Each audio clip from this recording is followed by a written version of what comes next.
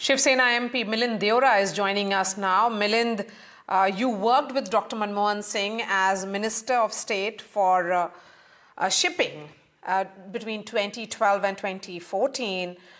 So certainly you knew how was it to work with the former Prime Minister. Your best memories of Dr. Manmohan Singh. Well, thank you for having me on your show, Maria. I've had the great privilege of knowing Dr. Manmohan Singh since I was a young boy. And he had a very close relationship with my late father. In fact, when he became RBI governor and used to live in Mumbai, I would see him coming home very often till December 2003. Barely 5 months before he passed away, he would prefer to stay at our home than to stay at the CCI club where my father would usually put him up. Many instances, in fact, a very close friend of mine who now lives in the Netherlands, he and I were just talking about the fact that how often he would meet Dr. Manmohan Singh at our home. And so throughout my personal life, my student life, my political life, right until the point that Dr. Manmohan Singh passed away, I've had the great fortune of being guided by him.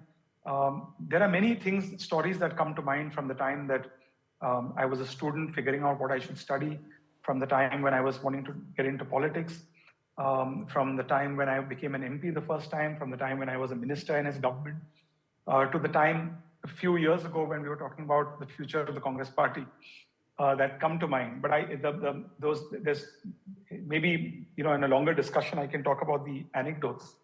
Right now, all I would say is that he always struck me as someone who was humble, was accessible, and accessible not just with his time, but with his mind space. He was willing to engage with people who knew far less than him, people who would go to him to seek his advice. He would often turn the tables around and say, what is your view on something? And there are so many instances of that where there was a political problem, there was an economic issue, and he would say, tell me what young people are thinking. What do you think? How do you think we should resolve this issue? Here are the options I have before me. Do you think this will be palatable to young people? Do you think this is better? This has short-term gains, but long-term pain. This has short-term pain, long-term gains. And he was a pleasure to meet. I mean, I honestly enjoyed meeting him. Every interaction with him, every conversation with him was stimulating. You left feeling you learned something, even though often you were the one parting with information or with advice. And I think those are tenets of great leaders. Those are people who make you feel that way. I met Prime Minister Modi ji just a few days ago with my wife, and she said the same thing. She's saying, Milind, while he was talking, I felt like taking notes.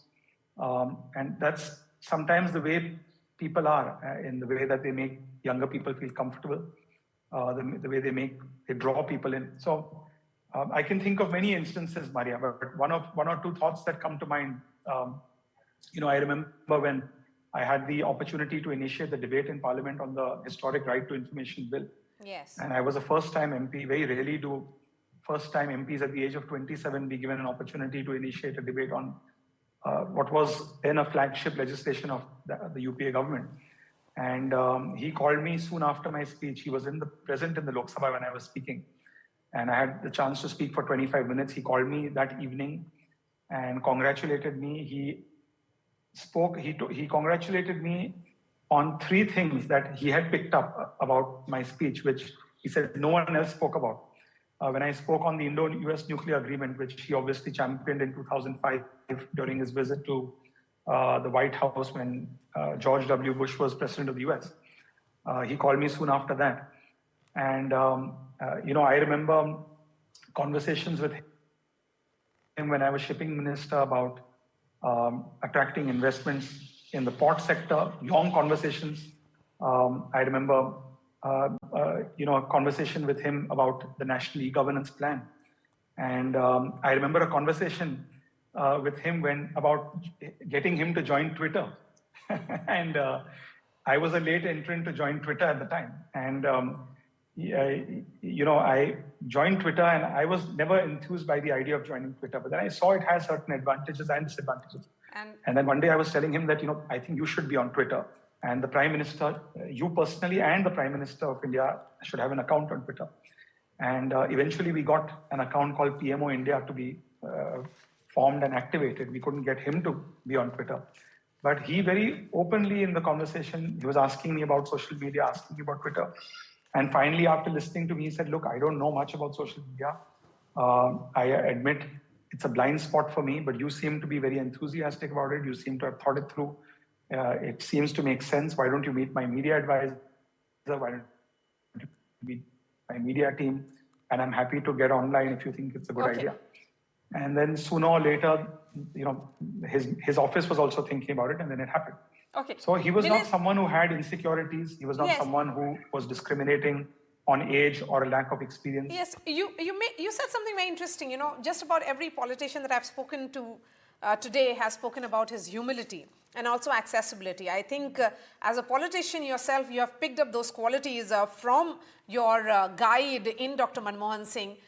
But was there some life lessons that he gave you, particularly at a time when a politician who has spent all his life in Congress party, comes from a generation, you know, your father was a Congress leader, decided to move on and choose another party. Did you have any conversation with Dr. Manmohan Singh at that crucial juncture in your political career?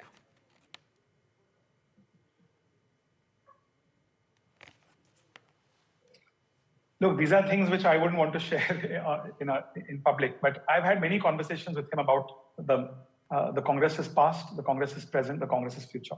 And I would say I had a very good understanding of what he thought about where the Congress was headed. And again, that's for another conversation. I don't want to sort of talk about his legacy. And I think he went beyond the party that he represented. He really was someone who was respected across party lines. That's something the current Prime Minister also said. And, you know, all I would say is that for me, when I was growing up, for me, the Congress party, at least the economic vision of the Congress party was Manmohanomics. To me, that was the economic vision I understood was the Congress party's economic vision going forward. That was what my father taught me. That's what Dr. Manmohan Singh taught me. That's what I saw in interactions, conversations between them.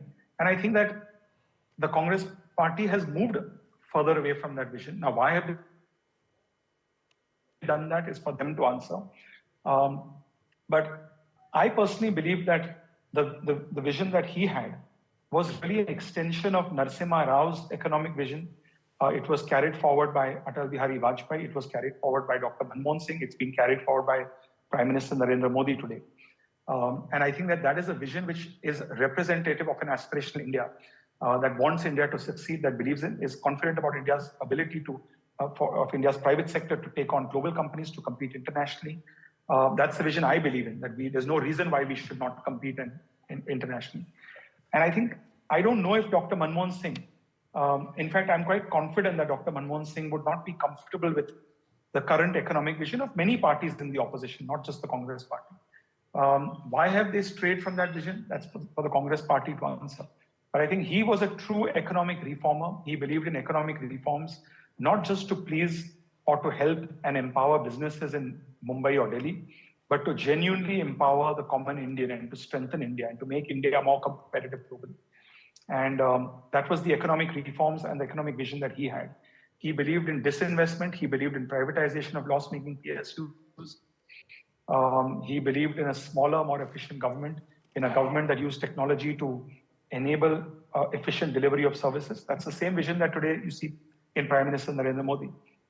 So I don't see many differences in economic visions cutting across party lines and cutting across political leaders from Narasimha Rao to Prime Minister Narendra Modi.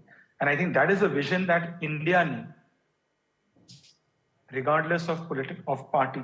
That's the vision that will keep India competitive globally. That's the vision that will allow India to strengthen itself and prevent any country that wants India to falter to achieve their objective. And so in that sense, I think Dr. Manmohan Singh had India's best interests in mind and close to his heart.